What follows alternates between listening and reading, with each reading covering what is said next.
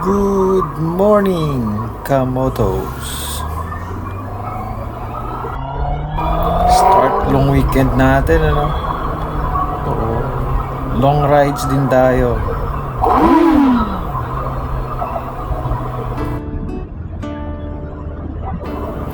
Oo, nakaplan tong long rides natin, ano? Medyo matagal din tayo nag-prepare. Medyo mahaba-haba din yung biyahe natin. From Cavite hanggang Iloilo. Sana bukas natin. Umuyan naman.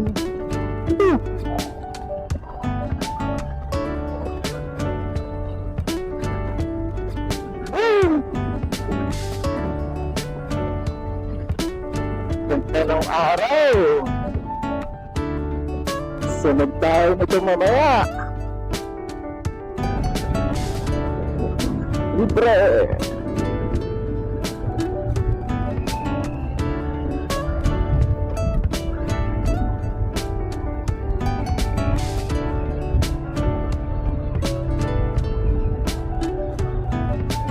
Chine-check niya kung 400cc pataas. Malapit sa MCX. So, dadaan tayo ng Daang Reyna. Then, yun.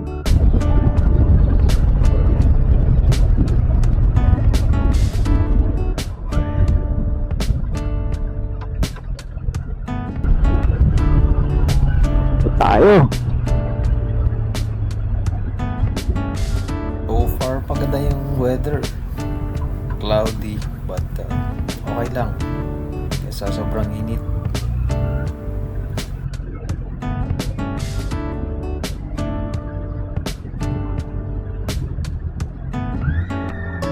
$500 gel. Ito. Araw.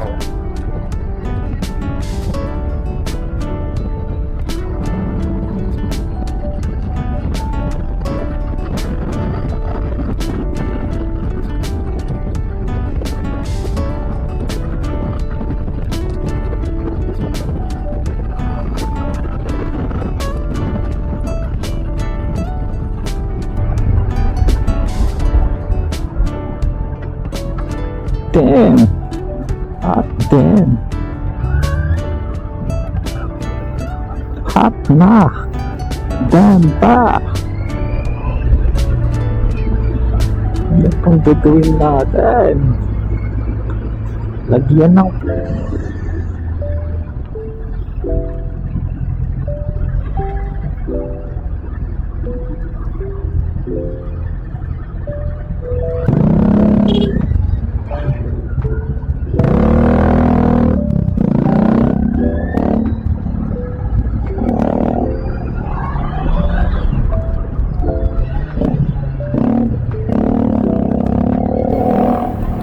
Traffic ng SLEX.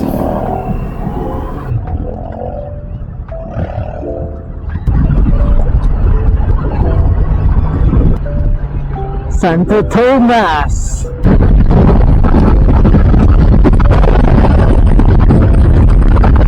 Dito, ano, sa pagdating natin sa Batangas Port, so haba rin ng pila going inside. Medyo naghintay tayo siguro ng mga 30 minutes sa labas bago makapasok at nagbayad tayo ng port fees, 65 pesos.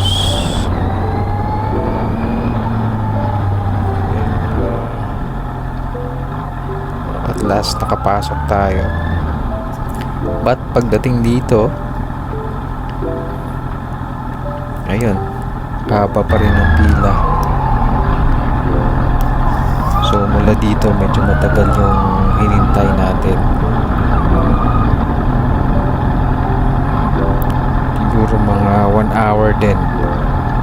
Thankfully pinalusot kami. Nakasakay tayo mga around 12 o'clock.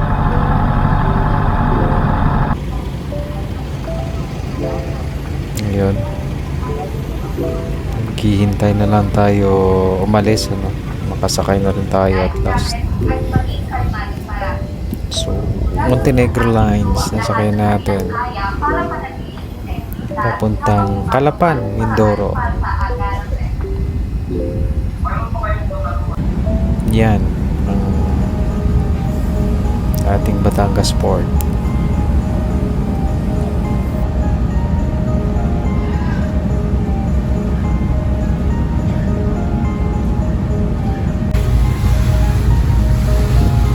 Last na. Bye-bye, Batangas. Medyo maganda yung weather. Nakarating na tayo ng Calapan. Safe. So, exit na tayo sa port. So, yung travel na more than 2 hours going to Rojas, Mindoro. Doon naman tayo sasakay to cross papuntang Katiklan, Aklan.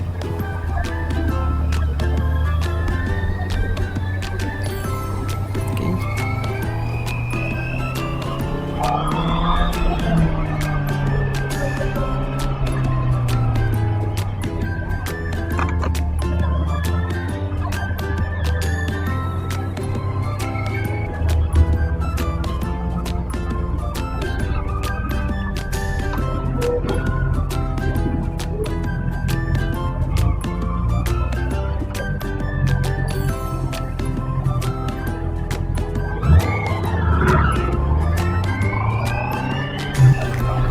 Dito gumamit na ako ng GPS na Google Map kasi hindi ko masyado kabisado dito daanan.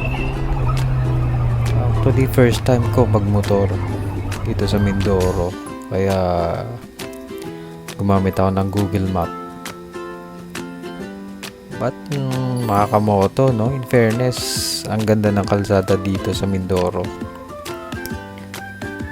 Mas maganda pa siya sa Star kanina daanan natin.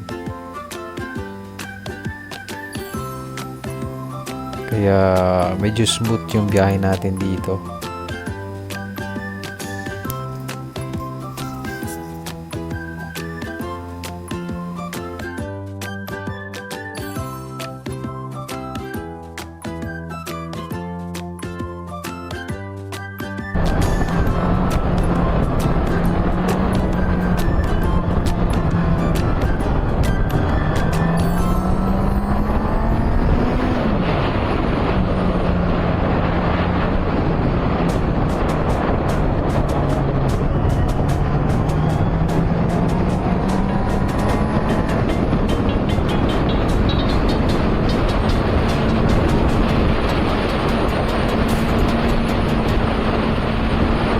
Actually, may mga nagbablog na rin na dito tumadami. So, motor lang din sila.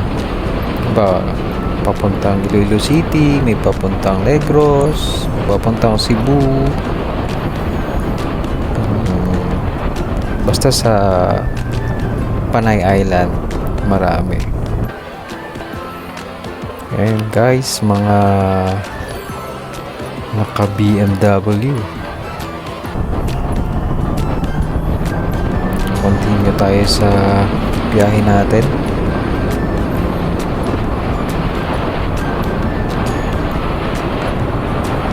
Very smooth lang yung biyahe. Actually,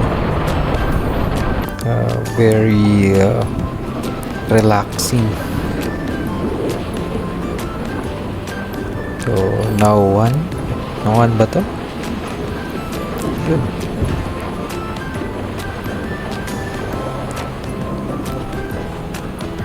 And last day ng campaign period. Kaya may mga nadadaanan tayo na may mga caravans, mga kandidato sa barangay election. Pero pag naglampas ka sa mga bayan-bayan, ito na, maluwag. Ganda ng biyahe. Yung parteng ano lang, SLEX yung na-traffic tayo, tsaka Batangas Port. Doon tayo natagalan.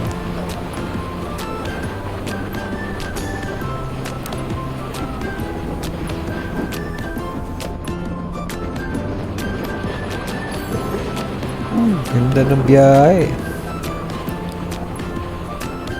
Iba talaga pag maluwag at maganda yung kalsada. Very easy lang yung ano natin. Chill ride, baka.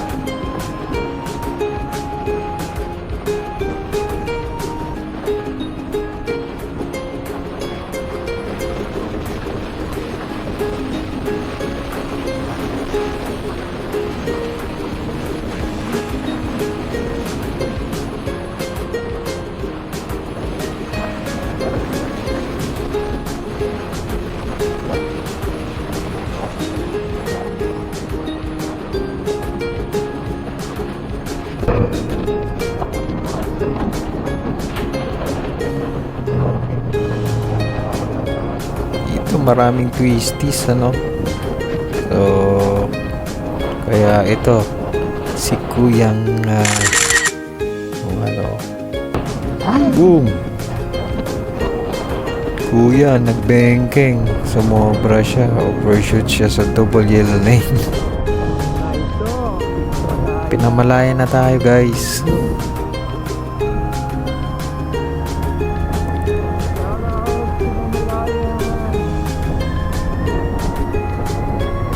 Yan ang pinamalayan.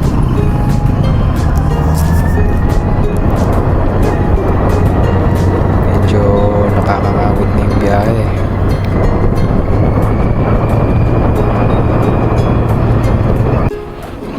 And ito na, Bungabong. Malapit na tayo. According sa Google Map.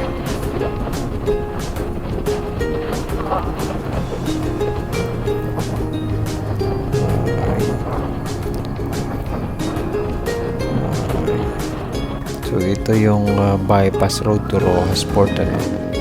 Binaypass natin yung town proper ng Bungabong. Kikita nyo, very straight yung kalsada dito, no. Swerte tayo, nakahabol pa. Last na motor yung tinanggap nila. Yung may isang sumunod sa akin, hindi na siya tinanggap, nakapasok. And nasa Katiklan na tayo. Ang lakas ng ulan. So almost 1 o'clock na. So guys, sa lakas ng ulan, ano, from Katiklan, so dahan-dahan na akong bumiyahe. So ngayon nasa Iloilo na, going to my hometown. So hindi ko nakuhanan yung biyahe ko from Aklan to Iloilo.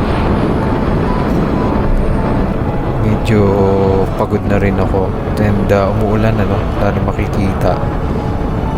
Tsaka gabi, madilim, maulan. Tsaka hindi maganda yung kalsada doon.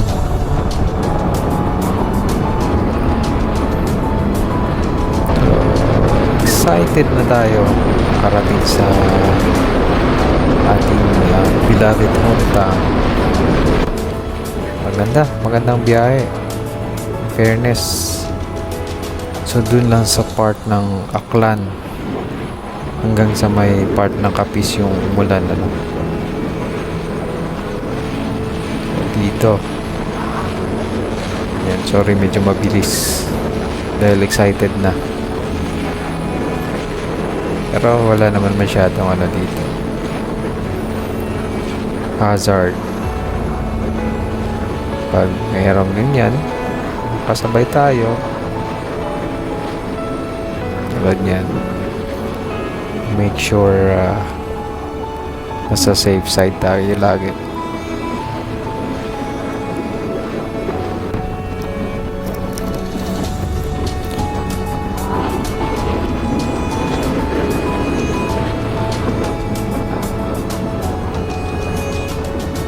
Very chill dito, no?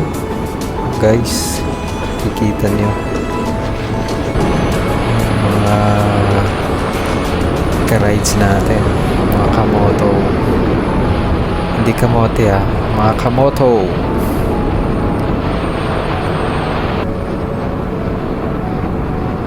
So entering Carles town proper. Ito po yung bayan ng Carles, Iloilo. So yung right side, yan yung Central School. Diyan po ako nag-aral dati sa elementary.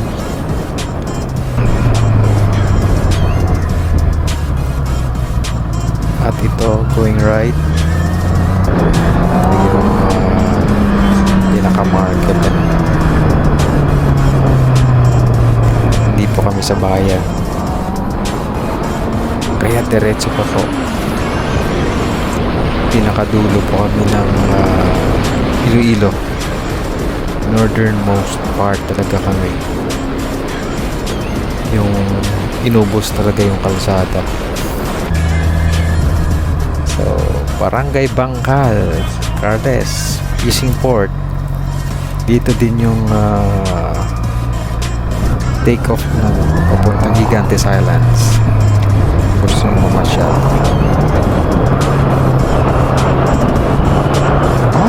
Yan o. Uusap sila sa gitna ng kalsada.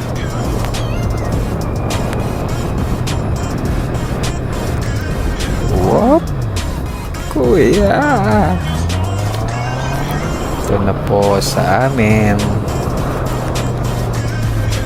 Pasok na sa aming